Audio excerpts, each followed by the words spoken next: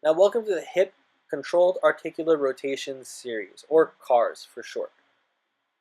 By this point, you know what CARS are, and we're going to focus on only the hip. When you're doing your CARS, do not move anything else in your body.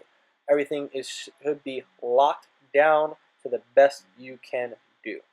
Now, for here, you see me working on the hip CAR while holding a body bar. You can also do this while holding onto a wall or stick. Most importantly, lock in your body to the floor. You're going to start off with hip flexion.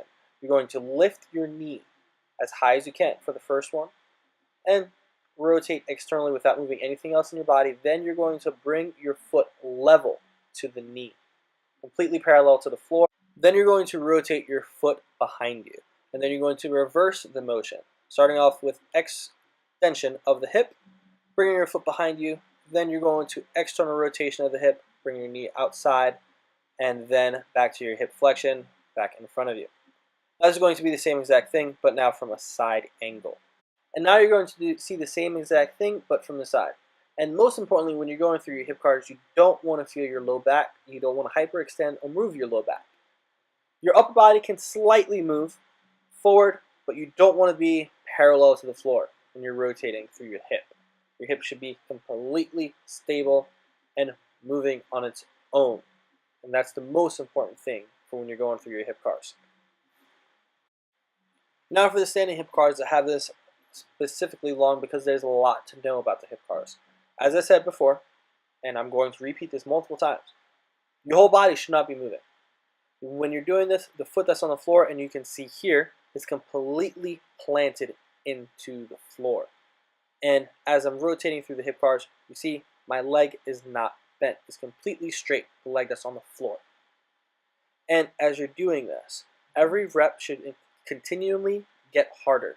You can do this as a warm-up as well as a stretch after your workout, but when you're doing this in your routine for exercises and getting ready for a warm-up, you want this to be challenging. You do not want this move to be easy. Now we're going to work on the hip CARS from the beast position. Here, you're in a quadruped position, hands right underneath the shoulders, knees right underneath the hips. And you're going to do the same exact rotations as you were if you were standing. Most importantly, you do not want to move anything else in the rest of your body. You're not going to move as far as you can as if you were standing. You're very, very limited when you're on the ground. You're going to bring your knee up to your chest or your elbow, then externally rotate, bringing the knee outside of your body, opening up your hip as if you were a dog peeing on a hydrant, and then you're going to extend through the hip, bringing your foot behind you. You do not want to hyperextend your spine. Now you're going to see the same exact thing, but from a side angle. As you can see, my spine is not severely arched. Everything is completely flat. You see there, I'm bringing my knee to my elbow, then externally rotating my hip as if I was peeing on a hydrant, bringing my foot behind me, and then bringing it back down while keeping the tension. There's no relaxation when you're going through this motion.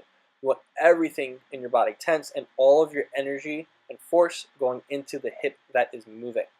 The opposite leg is going to be completely locked into the floor, pressing down as if you were a tree.